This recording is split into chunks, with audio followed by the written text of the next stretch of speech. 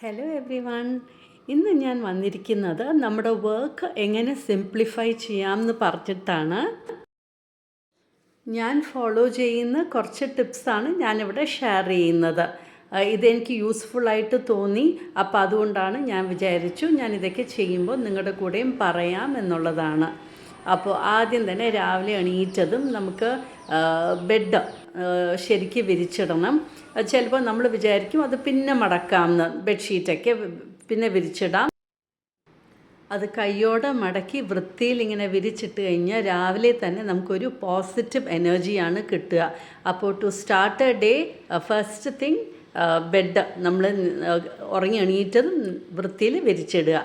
പിന്നെ അത് കഴിഞ്ഞ് നമ്മൾ രാത്രിയിൽ കഴിയ പാത്രങ്ങളൊക്കെ സ്റ്റാൻഡിലുണ്ടാവും, അതെല്ലാം ഞാൻ മാറ്റി അതാത് സ്ഥലത്ത് കൊണ്ട് വയ്ക്കും. എന്താണെന്ന് വെച്ചാൽ പിന്നെ രാവിലത്തെ പാത്രങ്ങൾ ഇനിയിപ്പോൾ ചായ പലഹാരം ഒക്കെ വരുമല്ലോ, അപ്പോൾ ഈ സ്റ്റാൻഡ് ഇവിടെ ഒഴിഞ്ഞിട്ടാൽ ഈ പാത്രങ്ങളൊക്കെ എനിക്ക് വെക്കാൻ പറ്റുള്ളൂ. അപ്പോൾ അതൊക്കെ റെഡിയാക്കി വെച്ചിട്ടുണ്ട്.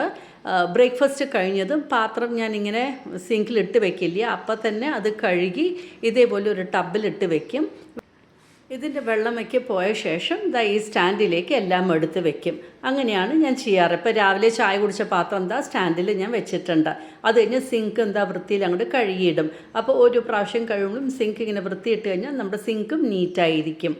ഇപ്പോൾ ഞാൻ ചോറ് വെക്കുമ്പോൾ എൻ്റെ കുക്കറിൽ ഞാൻ എങ്ങനെയാണ് വെക്കണമെന്നാണ് കാണിക്കുന്നത്. നമുക്ക് ഈ ഒരു പ്ലേറ്റ് കിട്ടുമല്ലോ, അപ്പോൾ ഈ പ്ലേറ്റും അതിൻ്റെ മുകളിൽ വെള്ളം നിൽക്കുന്ന പോലെ വെള്ളവും ഒഴിച്ചു കൊടുക്കും.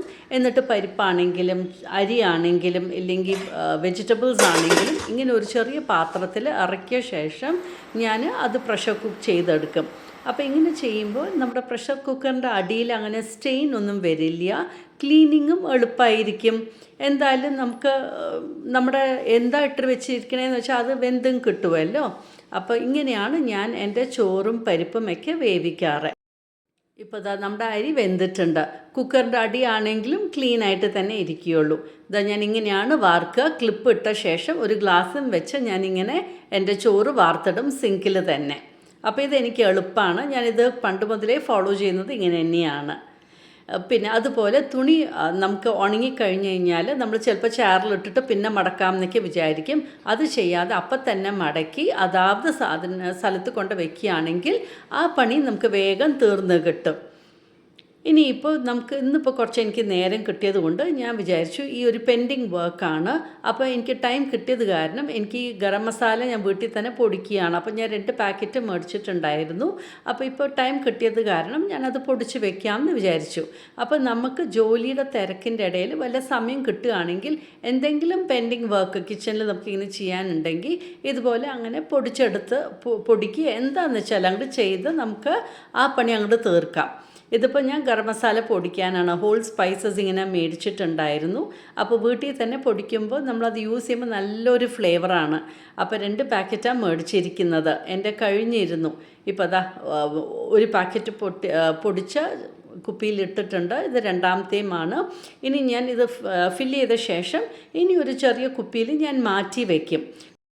അപ്പോൾ അങ്ങനെ ടൈം കിട്ടിയപ്പോൾ എനിക്ക് എൻ്റെ ഒരു പെൻഡിങ് വർക്ക് എനിക്ക് ചെയ്യാൻ പറ്റി. ഇത് ഞാൻ മസാല ബോക്സിൽ വെക്കില്ല. എന്താ വെച്ചാൽ ഈ മസാലയുടെ സ്മെല്ല് ഇല്ലെങ്കിൽ ബാക്കിയുള്ള പൊടികൾക്കൊക്കെ കിട്ടും. ഇതെൻ്റെ അഞ്ജനപ്പെട്ടി, നമ്മുടെ മസാല ബോക്സാണ്. ഇത് നല്ല യൂസ്ഫുള്ളാണ്. ഇത് നമ്മൾ എപ്പോഴും യൂസ് ചെയ്യുമ്പോൾ അതിൽ എണ്ണമെഴുക്ക് വരും. അപ്പോൾ കഴുകി ക്ലീനാക്കി വെച്ചിരിക്കുകയാണ്. ഇപ്പോൾ റീഫിൽ ചെയ്തു.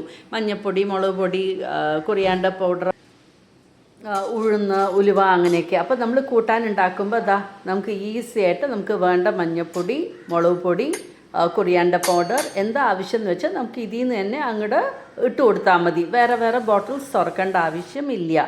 അത് കഴിഞ്ഞ ശേഷം ഇപ്പോൾ നമുക്ക് സീസണിങ് ചെയ്യണമെങ്കിൽ നമ്മുടെ ഈ മസാല ബോക്സിൽ നമുക്ക് മുളകുണ്ട്. ചുവന്ന മുളക് എന്തായാലും സീസണിങ്ങിന് ആവശ്യമാണല്ലോ. പിന്നെ കടുക് പൊട്ടുമ്പോൾ എനിക്കിപ്പോൾ ഈ കറിക്ക് ഉലുവയും ആവശ്യമാണ്. അപ്പോൾ എൻ്റെ മസാല ബോക്സിൽ ഞാൻ കടുകും ഉലുവയൊക്കെ ഇട്ടിട്ടുണ്ട്. കടുക്, ഉലുവ, ഉഴുന്ന് പരിപ്പൊക്കെ.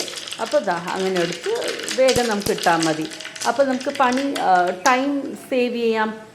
അപ്പോൾ ഇതും നല്ല യൂസ്ഫുള്ളാണ്. ഇങ്ങനെ ഒരു മസാല ബോക്സ് നമ്മുടെ കയ്യിൽ ഉണ്ടെങ്കിൽ നമുക്ക് ആവശ്യമുള്ള മസാലകൾ ഫിൽ ചെയ്ത് വെച്ചാൽ മതി.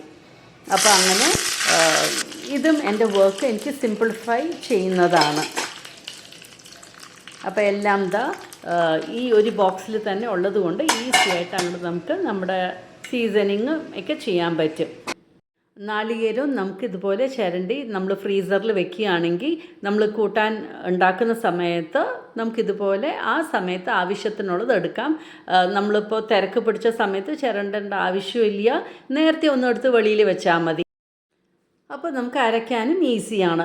അതുപോലെ ചെറിയ ഉള്ളിയും ഇതുപോലെ കുറച്ച് നേരാക്കി ഇങ്ങനെ ഒരു ചെറിയ കണ്ടെയ്നറിൽ ഞാൻ സ്റ്റോർ ചെയ്ത് വെക്കും. അപ്പോൾ ഈസിയാണ്, നമുക്ക് അരയ്ക്കണ സമയത്ത് ചെറിയ ഉള്ളി ആവശ്യത്തിന് എടുക്കാം. എന്ന പോലെ തന്നെ വെളുത്തുള്ളി ഇതുപോലെ ഞാൻ സ്റ്റോർ ചെയ്ത് വെക്കും. വെളുത്തുള്ളി കഴിയാറായി, ഇനി കഴിഞ്ഞ ശേഷം വീണ്ടും നേരാക്കി ഇതിലേക്ക് നിറച്ച് വയ്ക്കും. അപ്പോൾ നമുക്ക് ഈ പണിയും അങ്ങനെ ലാഭിക്കാൻ പറ്റും.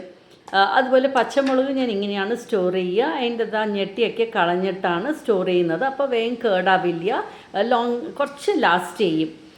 ഇപ്പോൾ കൂട്ടാനും എനിക്കത് അങ്ങനെ എടുത്ത് യൂസ് ചെയ്താൽ മതി. എല്ലാം കഴുകി വൃത്തിയാക്കി വെച്ചിരിക്കുന്നതാണ്. നെക്സ്റ്റ് ടിപ്പ്, ഞാൻ ഇഡ്ഡലി ഉണ്ടാക്കുന്നത് ഈ അലുമിനിയത്തിൻ്റെ കുക്കറിലാണ്. അപ്പോൾ എൻ്റെ അമ്മ പറഞ്ഞു തന്നത്, നമ്മുടെ ഈ ലെമൺ എപ്പോഴെങ്കിലും ജ്യൂസ് പിഴിഞ്ഞ് കഴിഞ്ഞാൽ അത് കളയരുത്, ആ തൊണ്ടിങ്ങനെ ഈ അലുമിനിയം കുക്കറിലിട്ട് യൂസ് ചെയ്യുകയാണെങ്കിൽ നമ്മുടെ കുക്കർ ക്ലീൻ ആയിരിക്കും എപ്പോഴും. അത് വളരെ ശരിയാണ്, ഞാൻ എപ്പോഴും അങ്ങനെ തന്നെയാണ് ചെയ്യുന്നത്. അതുകൊണ്ട് എൻ്റെ കുക്കർ എപ്പോഴും നല്ല ക്ലീനാണ്, സ്റ്റെയിൻ ഒന്നും ഇല്ല. ഇപ്പം നിങ്ങൾക്ക് കാണുമ്പോൾ തന്നെ അറിയാമല്ലോ, നല്ല ക്ലീൻ ആയിട്ട് തന്നെയാണ് ഇരിക്കുന്നത്.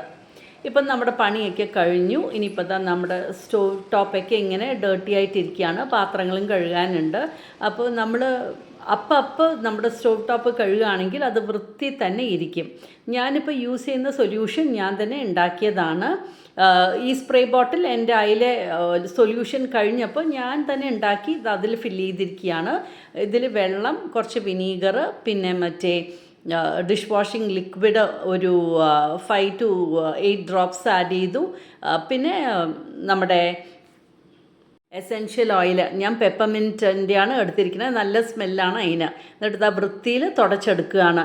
ഇത് നമ്മൾ അപ്പം ക്ലീൻ ചെയ്യുകയാണെങ്കിൽ നമ്മുടെ സ്റ്റോവ് ടോപ്പ് എപ്പോഴും ക്ലീനായിട്ട് തന്നെ ഇരിക്കും.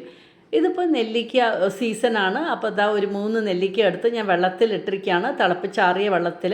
അതിൻ്റെ എസൻസ് അതിലേക്ക് ഇറങ്ങും. അപ്പോൾ ആ വെള്ളം കുടിക്കുന്നത് നല്ലതാണ്, ഹെൽത്തിയാണ്. അപ്പോൾ അതിനത് വെച്ചിരിക്കുകയാണ്. ഇപ്പോൾ ക്ലീനിങ് ഒക്കെ കഴിഞ്ഞ് കണ്ടില്ലേ എന്ത് വൃത്തിയിലായിരിക്കണേ. അപ്പം നമ്മുടെ ജോലിയൊക്കെ കഴിഞ്ഞ് അപ്പം അത് ക്ലീൻ ചെയ്യുമ്പോൾ ഈ ക്ലീൻ ആയിട്ടിരിക്കുന്ന കിച്ചൺ കാണുമ്പോൾ തന്നെ നമുക്ക് വളരെ സന്തോഷമല്ലേ. അപ്പോൾ ഇതാണ് ഞാൻ ഫോളോ ചെയ്യുന്നത്, നിങ്ങളുടെ കൂടെ ഷെയർ ചെയ്തത് ഇഷ്ടമായി കാണുമെന്ന് വിചാരിക്കണം.